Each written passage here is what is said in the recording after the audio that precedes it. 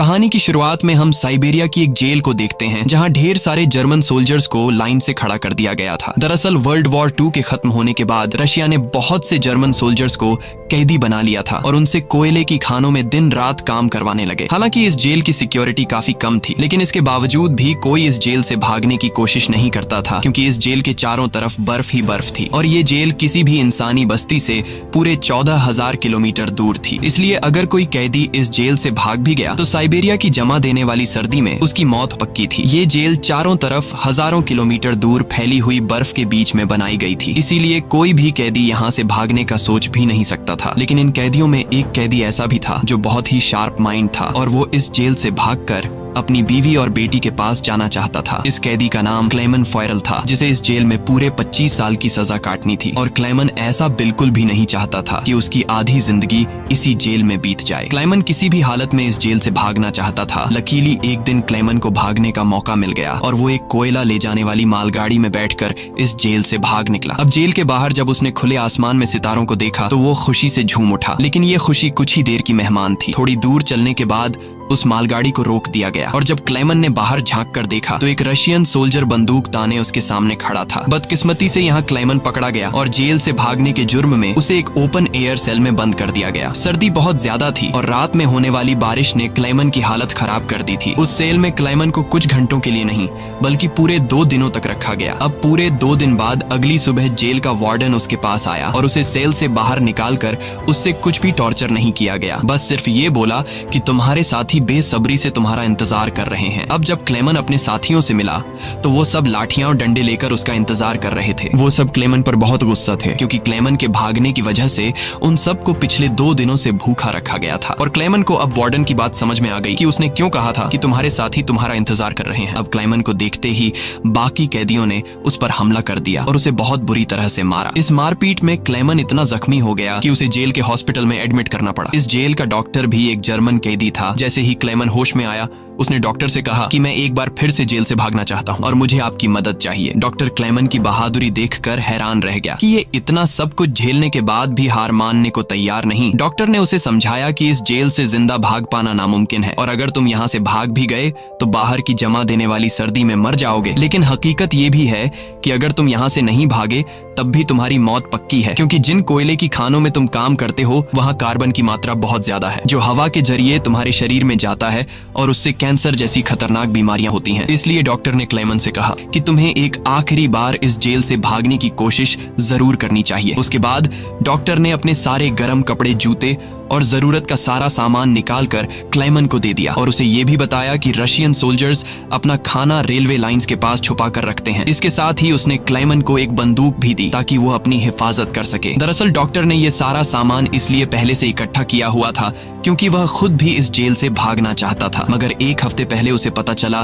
कि वह कैंसर का मरीज है और उसके पास 1 महीने से ज्यादा वक्त नहीं है। अब उसने क्लेमन को एक लंच बॉक्स दिया और कहा कि अगर तुम जिंदा बच गए तो मेरी फैमिली तक ये लंच बॉक्स पहुंचा देना और कहना कि मैं इस दुनिया में अब नहीं रहा। यहाँ एक बार फिर से रात के अंधेरे में क्लेमन दोबारा भाग निकला और इस बार उसने मालगाड़ी की बजाय पैदल चलने का फैसला किया। वो पूरी रात पैदल चलने के बाद सुबह भी चलता रहता है, क्योंकि उसे डर रहता है कि कहीं रशियन सोल्जर उसे पकड़ न लें। अब जब सुबह वार्डन को पता चला कि क्लेमन जेल से फरार हो चुका है तो वो सीधा डॉक्टर से पूछताछ करने उसके कमरे में पहुंचा। लेकिन उसके पहुंचने से पहले ही डॉक्टर ने अपनी जान ले ली थी, क्योंकि उसे पता था कि क्लेमन के भागने की खबर सुनने के बाद वार्डन मुझे बहुत तड़पा तड़पा कर मारेगा। इसके बाद वार्डन ने कई रशिया सिपाहियों को क्लेमन की तलाश में भेजा और उसे जिंदा पकड़कर वापस लाने का हुक्म दिया। लेकिन कई दिनों की तलाश के बाद भी उसे क्लेमन का कोई पता न चल सका। क्लेमन की खुशकिस्मती ये थी कि बर्फबारी स्टार्ट होने की वजह से उसके पैरों के निशान मिटते जा रहे थे, जिससे क्लेमन को ढूंढना मुश्किल पड़ रहा था। अब सबको लगने लगा कि क्लेमन इस सर्दी में जमकर मर चुका होगा, मगर वार्डन मानने को तैयार नहीं था, क्योंकि वार्डन जानता था कि क्लेमन बहुत स्ट्रॉन्ग है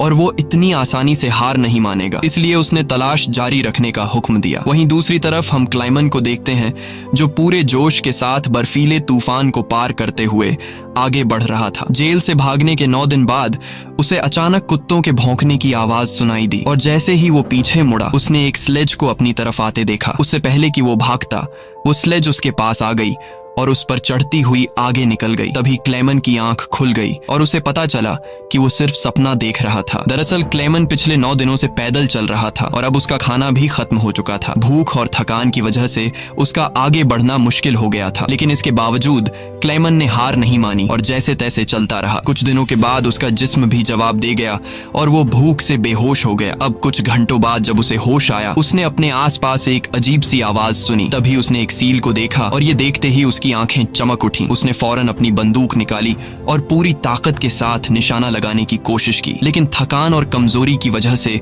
उसका निशाना गलत हो गया और वो सील वहां से भागने लगी। क्लेमन, जिसे कई दिनों बाद जिंदा रहने की एक छोटी सी उम्मीद मिली थी, वो इस उम्मीद को हाथ से नहीं जाने दे सकता था। क्लेमन फौरन उसके पीछे दौड़ा, लेकिन दौड़ते वक्त क्लेमन बर्फ टूटने की वजह से पानी में गिर जाता है, जिससे उसके पैर में चोट आ जाती है। लेकिन जख्मी होने के बावजूद वो सील का पीछा करने लगा। क्लेमन जैसे ही गोली चलाने वाला था, वो सील एक चट्टान के पीछे छिप गई। क्लेमन और आगे बढ़ता है और सील को दोबारा देख लेता है। उससे पहले कि वो पानी में जाती, क्लेमन ने अपनी आखिरी गोली चलाई और खुशकिस्मती से वो गोली उसे लग गई। ये देखकर क्लेमन खुशी से झूम उठा, क्योंकि अब सफर के दौरान उसे खाने की फिक्र नहीं थी। कई दिनों के बाद क्लेमन ने पेट भर कर खाना खाया और थोड़ा आराम करके अपना सफर जारी रखा। अब इतने लंबे सफर में क्लेमन बिल्कुल अकेला था और उसके चारों तरफ बर्फ के अलावा कुछ भी न था। इस माहौल में उसकी दिमागी हालत खराब हो सकती थी, इसलिए वो खुद से बातें करता और पॉजिटिव बातें कहकर खुद को आगे बढ़ने के लिए मोटिवेट करता। इसके साथ ही वो हर वक्त कैंपस के जरिए अपने रास्ते को देखता है, ताकि वो इस बर्फीली वादी में कहीं खो न जाए। इसी तरह दिन गुजरते गए और फिर महीने, लगातार 2 महीने चलने के बाद क्लेमन को इस बर्फीले मैदान में एक छोटा सा पेड़ दिखाई दिया। इस पेड़ को देखकर क्लेमन इतना खुश हुआ कि जैसे उसे कोई खजाना मिल गया हो और वो भागकर उस पेड़ को गले लगा लेता है। दरअसल ये पेड़ इस बात की निशानी थी कि क्लेमन लगातार 2 महीने चलने के बाद अब ये बर्फीला मैदान क्रॉस कर चुका है और आगे जंगल शुरू होने वाला है। थोड़ा ही आगे चलने के बाद ठीक वैसा ही हुआ जैसा उसने सोचा था। अब यहाँ से जंगल शुरू होने वाला था। बर्फ का इलाका खत्म हो रहा था। वो जंगल में बहुत खुश था। वो लकड़ियां इकट्ठा करके आग जलाता है और कई महीनों बाद पहली बार सुकून से सो जाता है। पर अगला दिन उसके लिए सुकून का था या नहीं, ये कोई नहीं जानता। दूसरी तरफ हम वार्डन को देखते हैं, जो अब भी क्लेमन की तलाश में था और उसने अपनी सर्च पार्टी को हुक्म दिया कि वो 500 किलोमीटर के दायरे में क्लेमन की तलाश करें। वहीं क्लेमन एक जंगल से होता हुआ आगे बढ़ रहा था कि अचानक वहां एक बर्फीला तूफान आ गया। ये तूफान इतना तेज था कि बड़े बड़े पेड़ भी जमीन से उखड़कर गिरने लगे। क्लेमन जैसे ही आगे बढ़ने की कोशिश करता है, एक बड़ा सा पेड़ सीधा उस पर गिर जाता है। क्लेमन की किस्मत अच्छी थी कि शाम में 2 आदमी यहाँ से गुजरे जो सोने की तलाश में थे। उन्होंने क्लेमन को देख लिया और वक्त पर उसकी जान बचा ली। उसके बाद ये तीनों एक साथ आगे बढ़े और कई दिनों के सफर के बाद बर्फीले मैदान से बाहर निकल आए। रास्ते में उन्हें एक दरिया मिला, जिसे पार करने के लिए उन्होंने लकड़ी की एक कश्ती बनाई। दरिया पार करते वक्त वह आपस में बातें करने लगे और एक दूसरे को बचपन के किस्से सुनाने लगे। लेकिन इसी बीच दरिया का बहाव तेज हो गया और कश्ती काबू से बाहर होने लगी। ऐसे में एक साथी का तवाजुन बिगड़ गया और वह सीधा पानी में जा गिरा। उसे तैरना नहीं आता था, वह डूबने लगा। ये देखकर क्लेमन ने पानी में छलांग लगा दी और किसी तरह उस आदमी को किनारे तक लाकर उसकी जान बचाई। दूसरी तरफ उनका दूसरा साथी उन दोनों को डूबने के लिए छोड़ देता है और अकेला आगे बढ़ गया। उसका दूसरा साथी बहुत ही लालची था। उसे लगा कि वो दोनों मर गए होंगे और लालच के चलते उसने अपने दोस्त का सोना भी खुद के पास रख दिया। थोड़ी देर बाद जब क्लेमन और दूसरा आदमी टेंट तक पहुंचे तो उस आदमी को अपने दोस्त पर बहुत गुस्सा आया और उसने उसे गोली मारकर उसकी जान ली। उसके बाद क्लेमन और वह आदमी ने सामान उठाया और सफर जारी रखा। वे दोनों कई महीनों तक इसी उम्मीद पर चलते रहे कि कोई इंसानी आबादी उन्हें मिल जाए। लेकिन दोबारा सर्दियों का मौसम आ गया और हर तरफ के जंगलात बर्फ की सफेद चादर में छुप गए। उस आदमी ने जो सामान उठाया था वह काफी भारी था, इसलिए उसे बर्फ में चलने में मुश्किल हो रही थी। ये देखकर क्लेमन ने उसका बोझ हल्का करने की कोशिश की और कहा कि कुछ देर के लिए अपना सामान मुझे दे दो। लेकिन यहाँ उस आदमी को शक हुआ कि शायद क्लेमन भी उसका सोना चुराना चाहता है, इसलिए उसने क्लेमन पर हमला करके उसे नीचे धकेल देता है, जिससे क्लेमन बेहोश हो जाता है। थोड़ी देर बाद क्लेमन को होश आया तो उसने देखा कि भेड़ियों का एक झुंड उसकी तरफ आ रहा है। अपनी जान बचाने के लिए वो एक दरख्त पर चढ़ने लगता है, लेकिन पेड़ पर चढ़ते वक्त एक भेड़िया उसका पांव पकड़ लेता है। लेकिन दरख्त कमजोर था और दरख्त दरमियान से टूट टूट गया जिससे क्लेमन नीचे गिर पड़ा। अब क्लेमन को लगा कि उसकी मौत पक्की है। तभी अचानक गोली चलने की आवाज आई। क्लेमन ने आंखें खोली तो उसने देखा कि कुछ भेड़िए मर चुके हैं और जो जिंदा थे वह भाग चुके हैं। दरअसल इलाके के शिकारियों ने आकर उसकी जान बचाई। वो उसे अपने गांव ले गए जहां गांव के लोगों ने उसका इलाज किया। बरसों की मेहनत के बाद क्लेमन एक इंसानी आबादी तक पहुंच चुका था। लोगों को देखकर उसे बेहद खुशी हुई। कई दिनों तक वो गांव में रुका और लोगों ने उसकी खूब खातिरदारी की। एक दिन गांव में एक लेटर आया जो किसी और का नहीं बल्कि खुद वार्डन का था। इसमें लिखा था कि एक जर्मन फौजी हमारी जेल से फरार हो चुका है और अगर किसी ने उसे पनाह दी तो वह गद्दार कहलाएगा। अब ना चाहते हुए भी क्लेमन को यह गांव छोड़ना पड़ा, क्योंकि अगर वो यहाँ से नहीं जाता तो वार्डन इस गांव वालों को भी सजा देते। जाने से पहले गांव के लोगों ने उसे खाने पीने का सामान और एक शिकारी कुत्ता दे देते हैं। इस लंबे सफर में अब क्लेमन का एक साथी भी बन गया है, इसलिए अब उसे अकेलापन महसूस नहीं हो रहा था। वे दोनों कई दिनों तक चलते रहे। रास्ते में उन्हें एक लकड़ी की फैक्ट्री नजर आई और कुत्ता खाने की तलाश में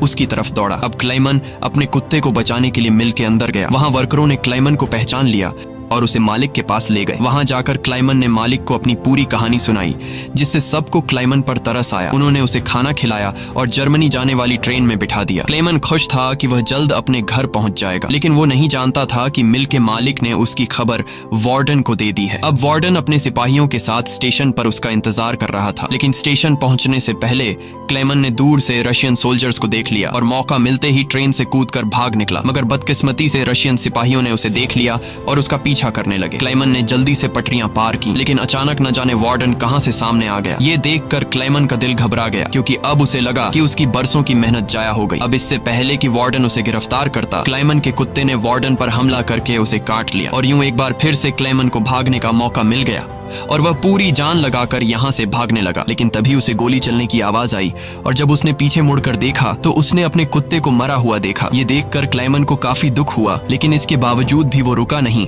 और अपनी पूरी ताकत से आगे बढ़ता रहा। उसके बाद वो पुल के ऊपर चढ़ा और नीचे से गुजर रही ट्रेन के ऊपर कूदकर वहां से भाग निकला और कुछ इस तरह से वो वार्डन के हाथों से फिर बच निकला। अब ऐसे ही दिन गुजरते गए और क्लेमन आहिस्ता आहिस्ता इस सफर में आगे बढ़ता रहा। देखते ही देखते साल 1952 आ गया और अब क्लेमन को जेल से भागे हुए पूरे 7 साल हो चुके थे। वो उस वक्त सेंट्रल एशिया में था और एक गांव के मेले में इधर उधर भटक रहा था। उस मेले में उसने खाने पीने की अलग अलग चीजें देखी। खाने को तो उसका मन कर रहा था, लेकिन उसके पास पैसे नहीं थे, इसलिए वो दिल पर पत्थर रखकर आगे बढ़ गया। तभी उसकी नजर 2 लड़कियों पर पड़ी जो मेले में पैनकेक्स बेच रही थी। क्लेमन ये पैनकेक तो खाना चाहता था, लेकिन उस बेचारे की जेब में 1 पाई तक नहीं थी, इसलिए वो मायूस होकर आगे चलने लगा। पर तभी उनमें से एक लड़की को उस पर तरस आ गया और उसने पैनकेक का एक हिस्सा तोड़कर क्लेमन को दे दिया। पहले तो क्लेमन को थोड़ा अजीब लगा, फिर उसने लड़कियों का शुक्रिया अदा करते हुए वो पैनकेक खा लिया। अब इस मेले में एक ज्यूइश आदमी भी था जिसने ये सब कुछ देख लिया था। उसके बाद क्लेमन एक चर्च में गया और ये आदमी भी उसका पीछा करते हुए चर्च में आ पहुंचा। दरअसल ये आदमी भी किसी जमाने में एक कैदी हुआ करता था, इसलिए उसने क्लेमन को पुलिस के हवाले नहीं किया और उसकी मदद करने की कोशिश की। उसके बाद वो क्लेमन को लेकर अपने घर गया, जहां क्लेमन ने कई साल बाद शेव की और अपने पुराने हुलिये में वापस आया। फिर उस आदमी ने क्लेमन को एक नया पासपोर्ट दिया ताकि वो रशिया के बॉर्डर को क्रॉस करके जर्मनी पहुंच सके। क्लेमन उस आदमी से बहुत खुश हुआ। जाने से पहले क्लेमन ने उसका शुक्रिया अदा किया और रशिया और जर्मनी की बॉर्डर की तरफ निकल पड़ा। कुछ हफ्ते बाद क्लेमन रशिया के बॉर्डर तक पहुंच गया और वहां मौजूद रशियन सिपाही को अपना पासपोर्ट दिखाया। यहाँ क्लेमन को यह डर था कि कहीं वो सिपाही उसे पहचान न ले या उसका जाली पासपोर्ट पकड़ा न जाए, लेकिन खुशकिस्मती से ऐसा कुछ नहीं हुआ और सिपाही ने क्लेमन को बॉर्डर पार करने की इजाजत दे दी। अब ये देखकर क्लेमन को इतनी खुशी हुई कि वो चाहकर भी अपनी हंसी नहीं रोक पाया। अब फाइनली वो उस पुल पर आ गया, जिसे पार करते ही वो अपने मुल्क जर्मनी में पहुंच जाएगा। पर जैसे ही वो आधे रास्ते तक पहुंचा, उसकी आंखों पर एक तेज रोशनी पड़ी और जब उसने आंखें खोली तो उसने वार्डन को अपने सामने पाया। अब जब क्लेमन ने पीछे मुड़कर देखा तो वो अभी भी रशिया की जमीन पर था और इसका मतलब ये था कि वार्डन अब भी उसे गिरफ्तार कर सकता है। अब यहाँ क्लेमन का दिल टूट गया, क्योंकि उसके इतने सालों की मेहनत अब मिट्टी में मिलने वाली थी। लेकिन तभी कुछ ऐसा हुआ जिसकी उम्मीद खुद क्लेमन को भी नहीं थी। यहाँ वार्डन ने उसका रास्ता छोड़ दिया और उसे आगे जाने की इजाजत दे दी। अब पहले तो क्लेमन को यकीन नहीं हुआ, पर फिर भी वो हिम्मत करके आगे बढ़ा। दरअसल वार्डन क्लेमन के जिंदा रहने के जज्बे और उसकी बहादुरी को देखकर उससे काफी इंस्पायर हुआ, इसलिए उसने क्लेमन को गिरफ्तार नहीं किया और उसे अपने मुल्क वापस जाने दिया। और तभी वार्डन उससे ये कहता है, ये लड़ाई बस दो सोल्जर्स के बीच थी, एक मैं और एक तुम, और इसे तुम जीत गए। जाओ अपनी जिंदगी जी लो। अब फाइनली क्लाइमन ने उस बॉर्डर को पार किया और अपने देश जर्मनी पहुंच गया। इसके बाद वो अपने घर के करीब पहुंचा जहां उसने अपनी बेटी और बीवी को देखा। अब थोड़ी देर बाद वो दोनों चर्च जाने के लिए घर से निकलती हैं तो क्लेमन भी उनका पीछा करता हुआ चर्च में आ गया। हालांकि क्लेमन ने अभी तक अपनी बेटी को आवाज नहीं दी थी क्योंकि उसे उम्मीद थी कि एक दिन जरूर उसके पिता आएंगे। जब उसकी बेटी ने पीछे मुड़कर देखा तो उसने अपने पिता को पहचान लिया और दौड़कर अपने पिता को गले से लगा लिया। अब इतने सालों बाद क्लेमन को जिंदा देखकर उसकी वाइफ की खुशी का तो कोई ठिकाना नहीं था। फाइनली उन तीनों ने एक दूसरे को गले लगाया और इसी के साथ सच्ची कहानी पर बनाई गई ये फिल्म यहाँ पर खत्म हो गई। उम्मीद है आपको आज की कहानी पसंद आई हो। अगर आपको ये वीडियो अच्छी लगी हो तो इसे लाइक कर देना और चैनल को सब्सक्राइब कर